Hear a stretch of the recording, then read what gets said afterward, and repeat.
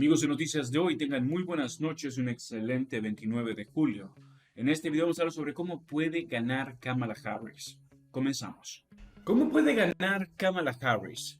Necesitará un mensaje que vuelva a conectar al Partido Demócrata con los votantes de clase trabajadora a los que ha alineado en las últimas décadas. Kamala Harris tiene mucho que hacer en poco tiempo. Formar un equipo, elegir un compañero de fórmula, presentarse al país. Pero su tarea más importante es determinar sobre qué debería tratar esta elección. Durante la semana pasada, Harris ha estado haciendo campaña para proteger la democracia, el Estado de Derecho y la libertad reproductiva de otros 4 años de Donald Trump. Como firme defensora del derecho al aborto y exfiscal, está perfectamente preparada para hacer de estos temas el eje central de su campaña. Disfruta recordando a los votantes la condición de delincuente de Trump. Me enfrenté a perpetradores de todo tipo, declaró en su primer mitin de campaña, en un gimnasio de Milwaukee el martes. Así que escúchenme cuando les digo, conozco a los tipos como Donald Trump. Pero enfrentarse a Trump y defender los derechos reproductivos no es suficiente. Para derrotarlo, Harris debe abordar los agravios legítimos que él explota. La sensación que tienen muchos estadounidenses, especialmente aquellos que no tienen un título universitario, de que no se los escucha, de que su trabajo no se respeta y de que las élites los miran con desprecio, necesita un mensaje que vuelva a conectar al Partido Demócrata con los votantes de clase trabajadora a los que ha alejado en las últimas décadas. Puede que no le resulte natural transmitir este mensaje como ex senadora de California, y Trump no ha perdido tiempo en intentar tildarla de lunática de izquierda radical. Pero si quiere dar forma a una política progresista que pueda arrebatarle el futuro al movimiento MAGA, entonces tiene que intentarlo. Podría ser la diferencia entre la victoria y la derrota este noviembre. Para comenzar a abordar la ira y la polarización que se apoderan de este país, los demócratas deben recordar lo que nos llevó a este volátil momento histórico. Una abrumadora mayoría de estadounidenses, alrededor del 85%, cree que a sus líderes no les importa lo que piensan y carecen de una voz significativa en la configuración de las fuerzas que gobiernan sus vidas. Esta sensación de desempoderamiento subyace en los temas más importantes de los republicanos en esta campaña. Si Harris continúa repitiendo hechos económicos sin reconocer los sentimientos de la mayoría de los votantes, no podrá abordar el estado de ánimo de descontento que la tiene justo detrás de Trump en las encuestas. Bajo desempleo, sólido crecimiento del empleo, aumento de los salarios. Según las métricas habituales, la economía ha sido un éxito durante los años de Biden. Y sin embargo, la inflación es un problema tan grande para los votantes que en su mayoría desaprueban la gestión de la economía más por parte del presidente. ¿Por qué? Porque la inflación no se trata simplemente del precio de los huevos. Muchos votantes la experimentan como un ataque a su capacidad de acción, un indicador diario de su impotencia. No importa cuánto trabaje o cuánto gane, no puedo salir adelante ni siquiera mantener el ritmo. ¿Y por qué el aumento de los cruces fronterizos ilegales fue tan preocupante incluso para los votantes que viven lejos de la frontera sur? No porque crean en la florida demagogía de Trump sobre la llegada masiva de criminales violadores y residentes de hospitales psiquiátricos, sino porque ven a un país incapaz de controlar sus fronteras como un país incapaz de controlar su destino y como un país que trata a los extraños mejor que a algunos de sus ciudadanos.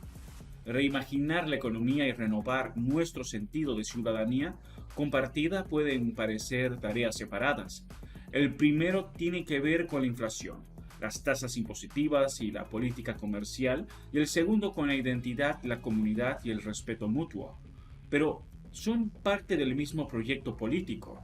Los acuerdos económicos no solo deciden la distribución del ingreso y la riqueza, también determinan la asignación del reconocimiento y la estima social. Para recuperar la confianza de los votantes que han perdido, los demócratas deben reconocer que el proyecto de globalización neoliberal que ellos y los republicanos tradicionales han perseguido en las últimas décadas trajo consigo enormes ganancias para los que están en la cima, pero pérdida de empleos y salarios estancados para la mayoría de los trabajadores. Los ganadores utilizaron su ganancia inesperada para comprar influencia en los puestos altos. El gobierno dejó de intentar controlar el poder económico concentrado. Los dos partidos unieron fuerzas para desregular Wall Street. Y cuando la crisis financiera del 2008 llevó al sistema al borde del abismo, gastaron miles de millones de dólares para rescatar a los bancos, pero dejaron a los propietarios de viviendas comunes y corrientes que se las arreglaran solas. En el 2016, 4 décadas de gobernanza neoliberal habían creado desigualdades de ingresos y riqueza no vistas desde la década de 1920. Los sindicatos estaban en declive. Los trabajadores recibían una porción cada vez menor de las ganancias que producían. Las finanzas se apropiaban de una porción cada vez mayor de la economía, pero fluían más hacia activos especulativos como derivados riesgosos que hacia activos productivos, fábricas, casas, caminos, escuelas, en la economía real. En lugar de enfrentarse directamente al daño que habían causado, ambos partidos políticos dijeron a los trabajadores que mejorarán sus habilidades obteniendo títulos universitarios. Los políticos dijeron: lo que ganes dependerá de lo que aprendas. Puedes lograrlo si lo intentas. Las élites que ofrecieron este consejo pasaron por alto el insulto implícito que contenía. Si estás luchando en la nueva economía es tu culpa. Esta irritante mezcla de perjuicio económico y condescendencia credencialista ayudó a impulsar a Donald Trump a la presidencia. Las políticas económicas de Trump hicieron poco por los trabajadores que lo apoyaron. Intentó, pero fracasó, abolir el plan de atención médica del que dependían muchos de ellos y promulgó una reducción de impuestos que se dirigió principalmente a las corporaciones y los ricos. Pero su animosidad contra las élites y su proyecto de globalización siguió resonando. En el 2020, Joe Biden lo derrotó, pero los votantes sin título universitario siguieron apoyando a Trump. Biden, un demócrata convencional de larga trayectoria, no era un radical.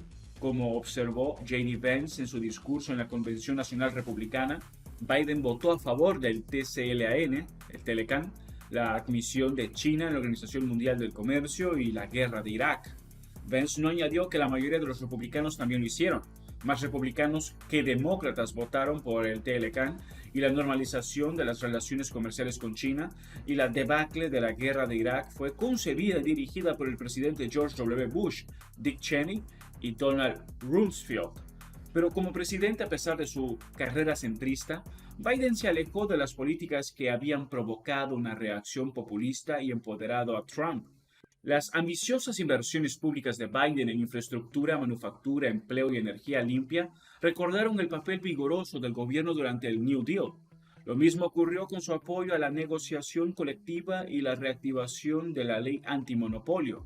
Lo convirtieron en uno de los presidentes más importantes de los tiempos modernos. Aún así, siguió siendo impopular. Biden y su equipo pensaron que el problema era de tiempo. Las inversiones públicas tardan en producir empleos y beneficios tangibles, pero el problema real era más fundamental. Biden nunca ofreció realmente una visión amplia de gobierno, nunca explicó cómo las políticas que promulgó sumaban a un nuevo proyecto democrático.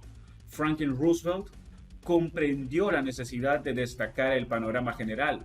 Convenció al público de que las agencias que creó y las políticas que promulgó ofrecían al pueblo estadounidense una manera de controlar el poder corporativo que amenazaba con privarlo de una voz significativa en la forma en que era gobernado. Biden no ofreció una historia comparable.